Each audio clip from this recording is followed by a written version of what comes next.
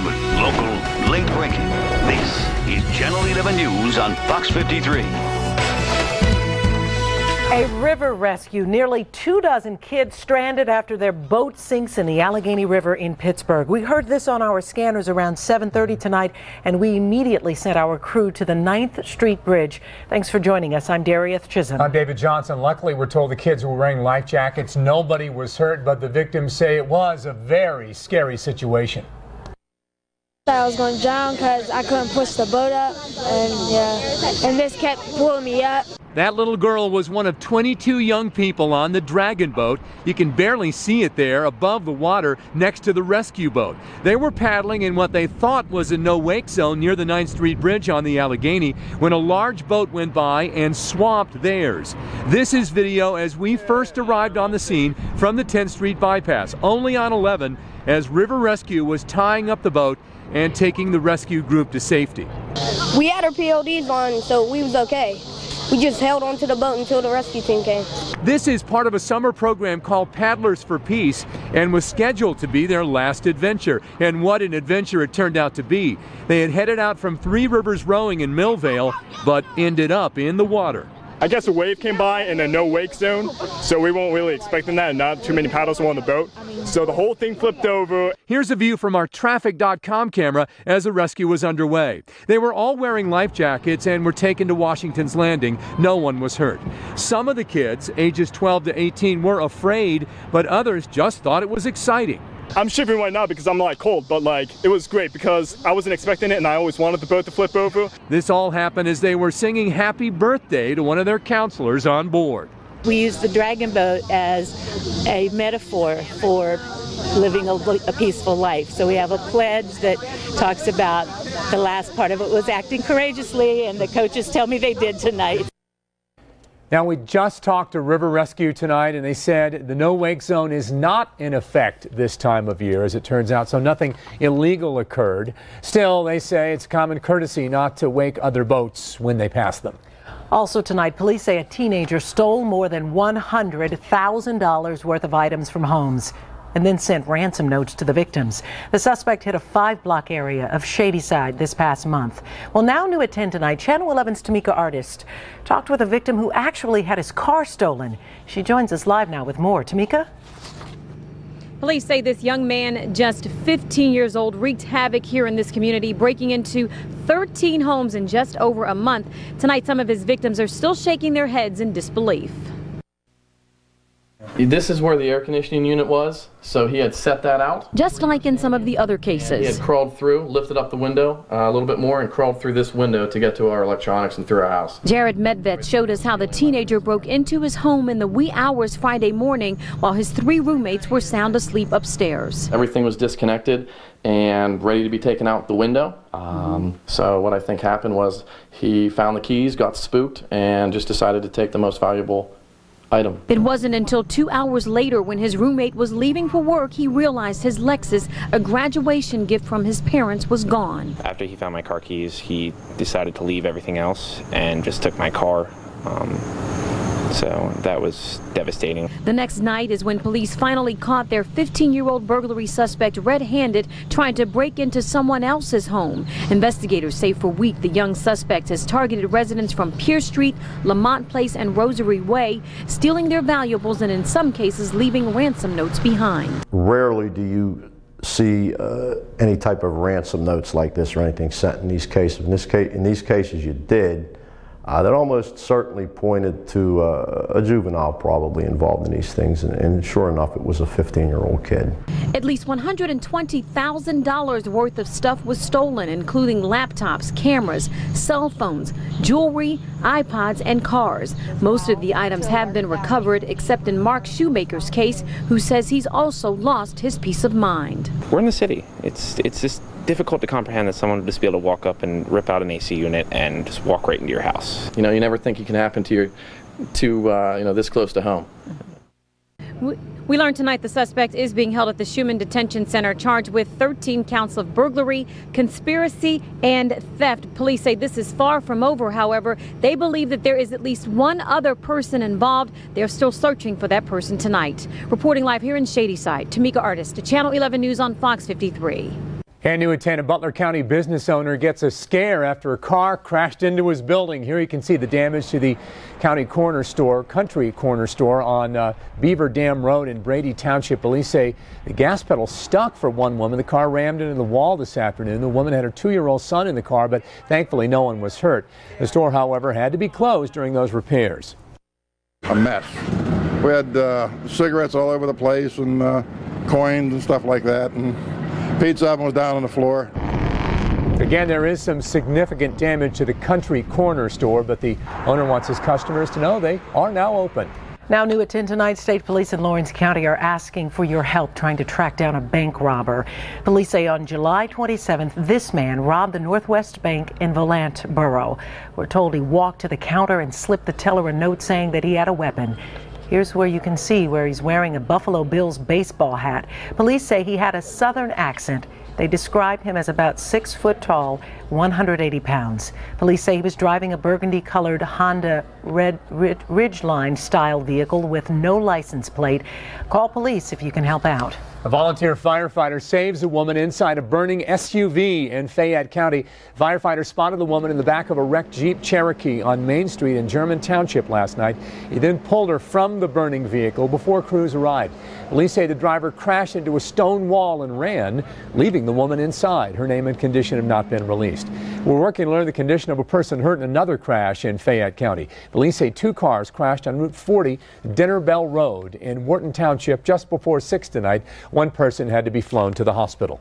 Only on 11, witnesses describe a chaotic fight along the T this morning when a man and the train's conductor got into a fight along the tracks. We're told Alfred DeGrazia was walking across the tracks when the T conductor slammed on the brakes near Station Square. One witness told us it happened differently. He says the operator just leaped from the train and jumped on DeGrazia.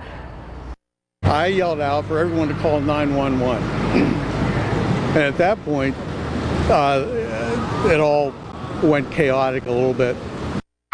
The Port Authority's version comes out in the criminal complaint pending against DeGrazia.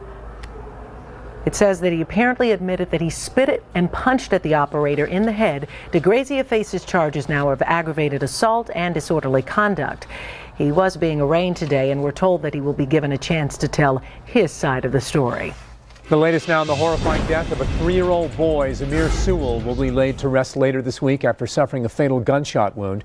Tonight, as police search for the person of interest in the case, we talked to his heartbroken grandmother. Now, police say it was Gregory Dalton's gun used to kill the boy. Even though police haven't confirmed it, the family tells us Zamir accidentally shot himself. Carlette Lawson relived the tragedy from Monday night at their Tioga Street apartment. She tells us Zamir's 1-year-old sister witnessed the whole thing, but is too young to talk. And now all that's left is a childlike memorial along the sidewalk. Until police find Gregory Dalton, they say they won't truly know exactly what happened. Police consider him a person of interest. My grandson lit up everybody. He was my angel of light. He had a smile that will take your breath away. Lawson says the family is struggling to pay for a funeral and working to set up a fund now. We'll bring you details as soon as we get them. A Uniontown mother will spend 40 years in prison for the death of her 3-month-old son. This from our partners at the Trib. A judge sentenced 27-year-old Lori Beth Workman today. A jury convicted her of 3rd-degree homicide last week. Workman's son, Homer, was found dead in 2008 of blunt force trauma to the head. Police say Workman told them she hit Homer twice in the head with crib rails a month before his death. State police in Somerset say the death of a 17-month-old in Somerset County is suspicious. That child died early Friday morning at a home in Ursina. Police haven't released a name. They say it will take weeks to determine whether charges will be filed. If it wasn't for them, though, I would be dead. Neighbors break out a window to pull a woman from her burning apartment in Baldwin. The woman was sound asleep when the fire started at the Churchview Gardens apartment complex. This was a scene shortly after 4 this morning. Linda Angel was sleeping inside her first-floor apartment when the fire alarms went off. She's disabled and on oxygen and has trouble getting around. A neighbor we talked to explains what happened next. The blinds to her bedroom window were moving, so I went over and opened her window, and Me and another one of the neighbors that lives in the upper floors pulled her out of her bedroom window. I really thank them a lot, because if it wasn't for them, I wouldn't have got out. I know I wouldn't have got out. Now, luckily, Angel's grandson was not home at the time. The Red Cross is putting them up at a local hotel. A local family visited by a real wild guest. Coming up, they share their photos of a close encounter with a black bear. It's a cruel crime, a donation jar stolen. How police caught up with the suspect when he was breaking the law again. Boy, oh boy, big changes in the forecast. Cool tonight. In fact, great windows open kind of weather. Tomorrow, though, we're going to see the sunshine covered by clouds, and I'm tracking some rain for your weekend. I'll have an hour-by-hour look at your Saturday, Sunday forecast in just a couple of minutes.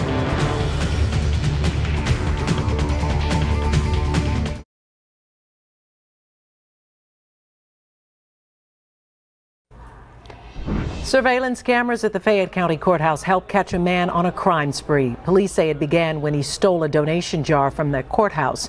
Channel 11's Courtney Brennan shows us how police tracked him down.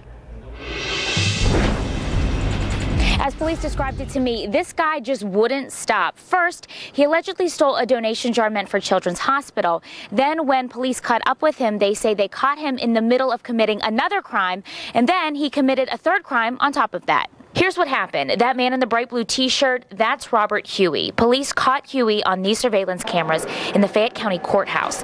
They say Huey swiped a donation jar for Children's Hospital off this desk near the entrance.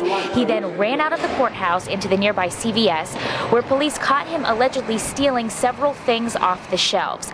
And then there's one final thing to top this all off. He was also found with a container of urine. That he gave us a statement that was his own urine and that it was clean urine, and that he was going to provide it to a female that he is acquainted with so that she could pass a urine test. 3 crimes, one day, all within hours of one another. He had a bad day. We talked to some of the people at the courthouse today. They say Huey grabbed that donation jar and carried it out of the courthouse like a football. Another employee found that donation jar about 2 blocks from the courthouse, empty. Courtney Brennan, Channel 11 News. A bold thief caught on camera inside a Hempfield Township Walmart. Surveillance video catches the man placing 2 computers in his shopping cart this week. He then walks out through a service door. Police say he simply put 2 computers into the back of his truck and then drove off. Police say the man didn't appear concerned with hiding his activity. You can see from the video, he very clearly identifiable male, and we're hoping that someone from your TV channel will watch this and get off the couch and give us a call to help us identify who he is. Police say this happened during the day while the store was busy. A Butler County family has an unexpected visitor in their backyard, a bear. The family talked to us and showed us a bit of what they saw outside their West Sunbury home. Family sent us several pictures of the 300-pound black bear. They say they were excited about it. This is the first time they've ever seen a live bear so close. My grandma and the neighbors saw it first. She came in, told us, so me and my uncle grabbed the camera and ran outside, tried to get pictures.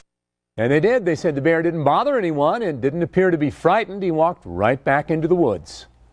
Your severe weather Team 11 forecast in high definition. Hey, big money forecast today. Sunshine around, temperatures on the seasonal side, but we'll see you then. Texas Governor Rick Perry plans to run for president in 2012. His spokesman, Mark Miner, told the Associated Press that Perry will announce his GOP nomination plans on Saturday. Perry will already join a crowded field of candidates. They include former Pennsylvania Senator Rick Santorum and Harrisburg native Newt Gingrich. He was accused of stealing from the family of a dead girl. But now the charges are dropped. Still ahead, how a former police chaplain hopes to clear his name. Some lawmakers say it's time to cash in. Next, the new push to make it easier for you and your kids to gamble online.